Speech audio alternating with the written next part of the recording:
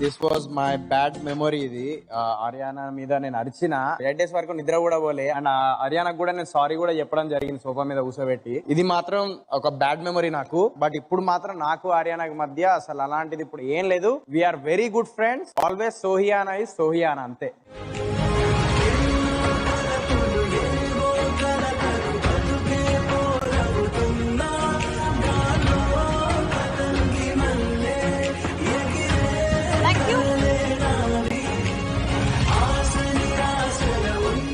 ఇది big boss house లోకి వచ్చినాక నన్ను కూడా చాలా ట్రబుల్ చేసింది.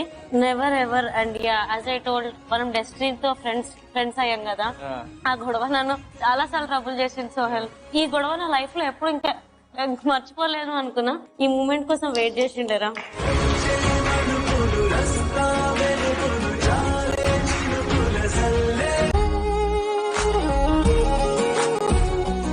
క్లారిఫికేషన్ ఇచ్చే టైం రాలేదు. అక్కడ ఇక్కడ మాట్లాడుకుంటాం కానీ ఫేస్ టు ఫేస్ మాట్లాడుకునే సిచ్యువేషన్ కూడా రాలేదు. Today I'm so happy that ఇది నేను క్లియర్ చేసుకుంటున్నా. నాకు బిగ్ బాస్ లో ఏదన్నా అబ్బా అనిపించే సిచ్యువేషన్ ఏదైనా ఉంది అంటే మాత్రం ఇదే. ఓన్లీ బికాస్ నేను ఒక మనిషి దగ్గర రాంగ్ అయిపోతున్నానేమో, లేకపోతే ఒక మనిషి దగ్గర రాంగ్ గా పోర్ట్రే అవుతుందేమో, ఏం లేకపోయినా మిస్అండర్స్టాండింగ్ ఉందేమో అని. థ్యాంక్ యూ సో మచ్ ఈ సెగ్మెంట్ పెట్టినందుకు. Again I'm sorry. I'm sorry Tom.